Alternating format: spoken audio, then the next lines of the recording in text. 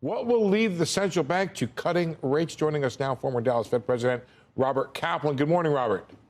Good morning, Steve. How are you? Let's do a little Monday morning quarterbacking after the Fed meeting here. The Fed changed its statement with one word. That was the policy decision by the committee. And then they submitted 19 separate forecasts that led to the market to conclude there'd be not just rate cuts, but 6 rate cuts next year, quarter-point rate cuts, and happening as soon as March. Did the Fed get the communications wrong, in your opinion, Robert? Well, I think that there was a producer price index report the day of the Fed announcement. And I think that report gave the Fed a pretty good idea that the PCE report from last Friday was going to be very positive.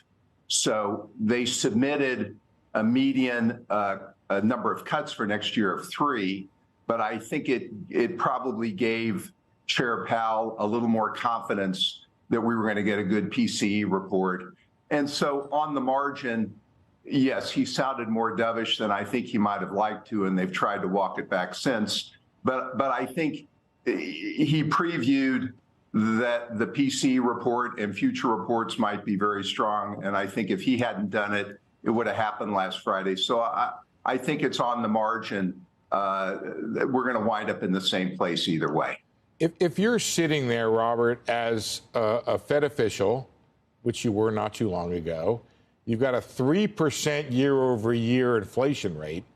You want things to come down, and suddenly there is this massive relaxation in financial conditions. Are you concerned that that leads to reigniting inflation?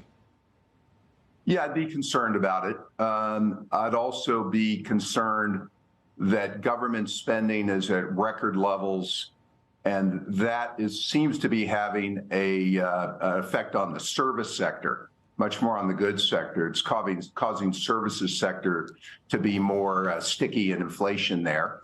And I'm also conscious of the fact that you just mentioned that the oil rally has been another tailwind, and that tailwind may not continue. So I think that's why if I were there, I'd want to see at least a couple of more months of reports that suggest the progress that we've been seeing is sustained. But if I saw that, then I'd be ready to take some action, because I don't want the real Fed funds rate to actually go up. And as inflation comes down, if you don't adjust the Fed funds rate, you're actually increasing the restrictiveness of monetary policy. So I'd be prepared to act in the spring. All right, Robert, I asked you 2 questions about monetary policy from the negative point of view.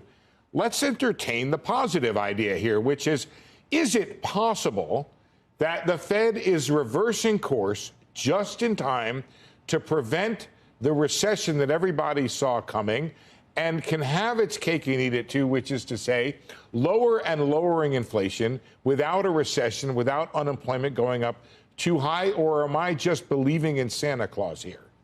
No, you're not believing in Santa Claus. I think that there's a good possibility that we won't have a recession in 2024.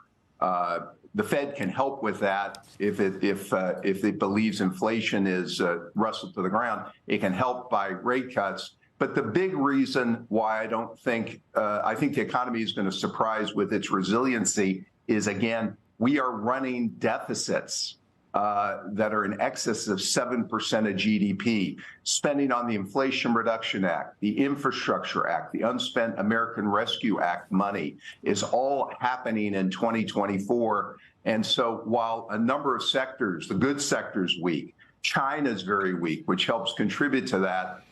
You've got a strong bid for goods, services, and workers from all this project spending that's going to go on through 24. So I think the Fed's got an excellent chance to be able to cut rates and have a soft landing. But it's got to see more sustained improvement for a number of more months before it acts. But I think that could happen again as early as this spring.